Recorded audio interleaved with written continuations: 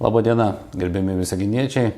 Apie šią savaitę kalbant, tikrai daug buvo įvykių, gerų įvykių ir labai, manau, strategiškai svarbių miesto įvykių. Pirmasis, aišku, pirmadienį ir antradienį buvo atvykę į mūsų miestą atstovai iš Pasaulio banko ir iš Europos komisijos. Taigi kalbėjome daug apie miestą, apie regioną. Jų projektas yra atvažiavimo tikslas iš vis į Utenos regioną ir sužinot, kaip geriau padėti ekonomiką plėsti, skatinti Utenos regione. Ne tik Utenos regione, bet ir Latvijos ir Estijos panašiuose regionuose. Taigi parodyti miestą buvo tikrai svarbu, pakalbėti apie konkrečiai Visagino problemas, iššūkius ir aišku laimėjimus. Taip pat buvo labai svarbu ir tikiuosi, kad jų vizitas įtakos, kad kitam finansiniam periode galimai ir bus atkreiptas didesnis dėmesys į mūsų savivaldybę ir jos vystymasi.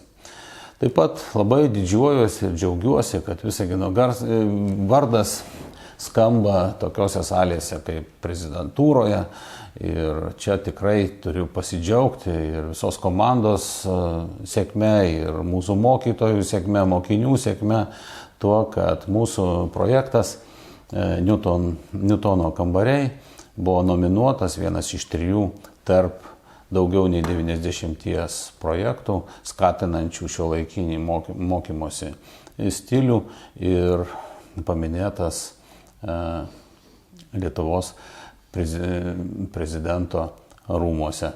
Taigi tikrai didelė garbė, didelis džiaugsmas, nes investicija į žmogų, o ypač į jauną žmogų, tai reiškia investicija į ateitį. Taip kad dar kartą sveikinu visus, kurie prisidėjo prie šio projekto. Projektas skatinantis jaunus žmonės mokytis, o jie ateityje priims sprendimus mūsų valstybės gerovės labui. Aišku, labai svarbus momentas tai, kad šią savaitę buvo taryboje priimti visi klausimai, tačiau tarp jų buvo ir tokių, kurie, sakykime taip, nepopuliarūs klausimai. Tai vienas iš jų, aišku, tarifo arba rinkliavos už šiukšlių surinkimą klausimas, kuris tęsiasi jau beveik metus, niekaip taryba negali apsispręsti ir disponuojama tokiais dideliais skaičiais, kai ten 120%, ten 27% mažėja, 120% daugėja. Tai, žinot, procentais tai skamba tikrai labai jau taip jau drastiškai. Tačiau ir 1%, 27% mažėjimas ir kitas didėjimas 121%, vis tiek, kai eina kalba apie 3 eurus. 3 eurus padidės, maždaug 3,5 euro padidės 5 aukščiams mėnesinė įmoka už šiukšlės, už būtą maždaug 50 kvadratinių metrų. Ir apie 3 eurus sumažės 9 aukščiams. Kodėl tai padaryta? Padaryta todėl, kad įstatymai pasikeitė ir nuo šių metų jau nebegalim diferencijuoti šitos kainos už priklausomai nuo naudojasi žmonės šachtomis ar ne. Todėl bendra kaina privaloma, ji yra priimta. Tiems daugiabučiams, kurie naudojasi ir gyventojai išreikš valią naudotis šiukšlių išmetimo šachtomis, jie galės kreiptis į Visagino būstą ar į kažkas kitokias kompanijas, kurios tą paslaugą suteiks.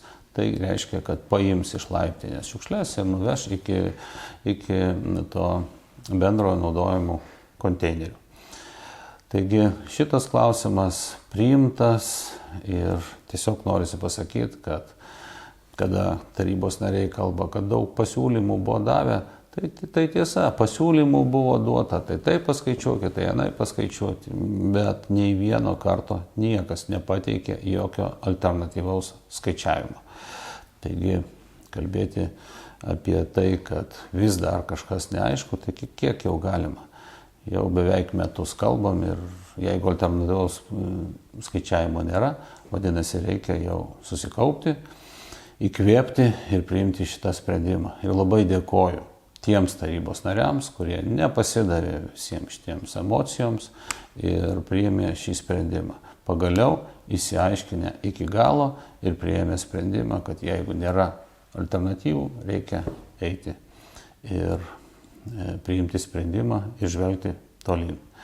Taip pat tikrai svarbus klausimas, tai dėl Tarybų gatvės keitimo buvo tarybos priimtas sprendimas tobulinti šį patį tarybos sprendimo projektą dėl Tarybų gatvės ir įgalioti mane, tai yra savivaldybės merą, kreiptis į Konstitucinį teismą dėl išaiškinimo, ar nėra pažeistos miesto teisės, kada šita gatvė galima kitoms savivaldybėms, o Visaginui ne. Tai tikiuosi, kad bus suformuluotas teisininkų kreipimasis ir tai įvyks.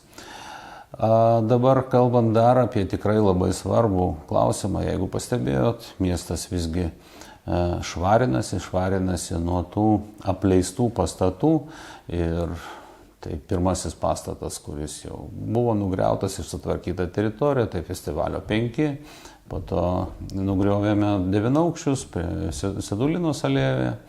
Ir kalbame ir apie kitus pastatus, tai rezultate ilgų dėrybų, turbūt vykusių daugiau nei metus šiame kabinete su savininkais Sedulinos alėja 13 ir gavome raštišką prašymą nupirkti iš jų tą pastatą, kam sutiko taryba. Taigi tarybos nariai